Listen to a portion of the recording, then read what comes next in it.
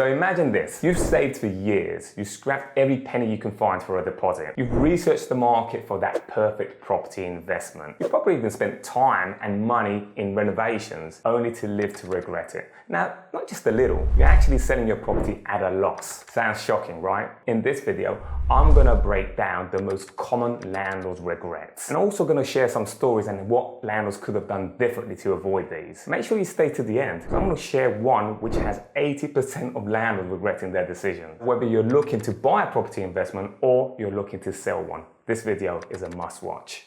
I've come across an article that surveyed 1,000 landlords and revealed some painful lessons. Now, a lot of the landlords underestimated the cost to actually maintain these properties, from expensive renovations to very unexpected tenants. So first up, let's start with renovations. 19% of landlords said they regretted doing some type of renovation. So let me share with you a story of John. A first-time landlord has saved money for a good 5 years and wanted to really reinforce his pension fund. And what he decided to do was buy a property in London. He was familiar with the area because he had studied in that area before, and that was his strategy, to make sure that property is going to be available for students. Now, John was very lucky also. He had inherited some money, and from that money he decided to renovate the property. Now, what John didn't know was that actually rental prices did have a ceiling in that particular area because it attracted a particular type of student. He thought that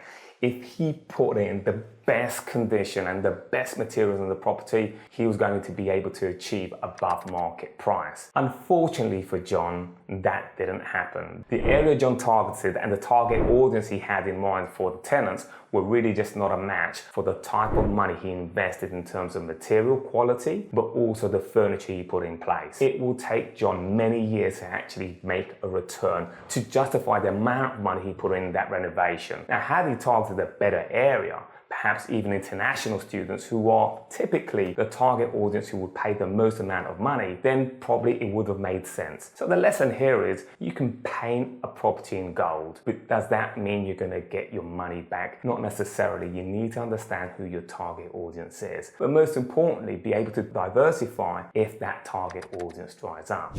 And this next one brings us nicely into bad location picks. 15% of the 1,000 landlords surveyed said that they picked locations that just didn't give them the right returns, but also bad tenants. So there are specific areas, unfortunately, that do attract the wrong type of tenants. Now, that's been a challenge before, but now with the Renters' Rights Bill, that's going to become even a bigger issue in terms of abolishing the Section 21, which is of course the so-called no-fault eviction. So landlords had some peace of mind. If they had some challenges with tenants, they can just take out that card and serve notice. When the Renters' Rights Bill comes into play, that's not going to be an option anymore, which is probably why we're seeing so many properties being sold, not just across the country, but specifically in these areas that attract the wrong type of tenant. And this next one relates a little bit when it comes to the Renters' Rights Bill. 9% of landlords regret allowing their tenants to have a pet. I have a pet and I get it.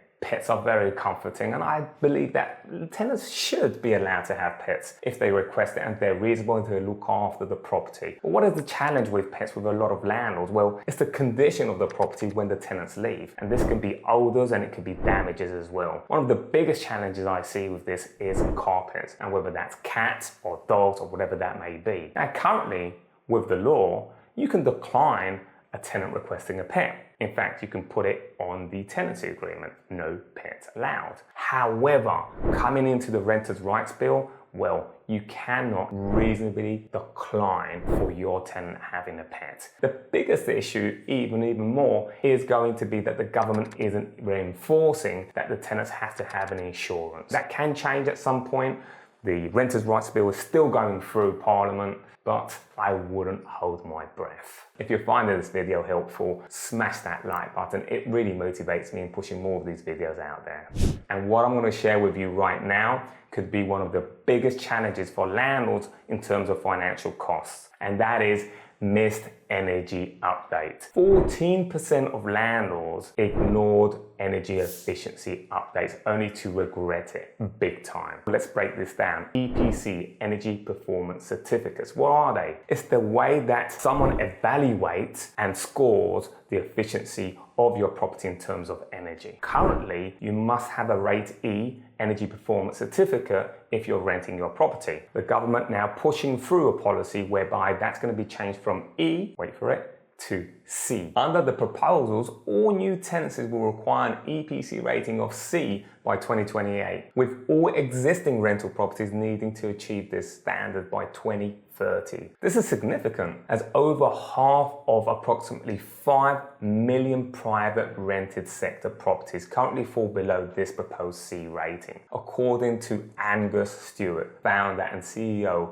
of Eco Landlord. And before I reveal the biggest regrets that I'm hearing from landlords right now from the media, I want to finalize this list on this survey. Now, timing issues. 18% of landlords say they regret selling their properties either too soon or not holding onto it for that perfect opportunity. Now, the next one is wear and tear. 16% of landlords making the mistake of underestimating the cost and the amount of wear and tear their property will actually have during these tenancies. There are some more as well, which include underestimating costs. 16% didn't realize just how much they'll spend on upkeep. Deposit drama. 11% which they'd asked for bigger deposit to cover the damages. Now you've got 16% with property portfolio overload. 16% trickles down to cost creep, lack of safety nets, debt disaster. 14% of landlords were caught off guard by taxes and policy regulations. This is true today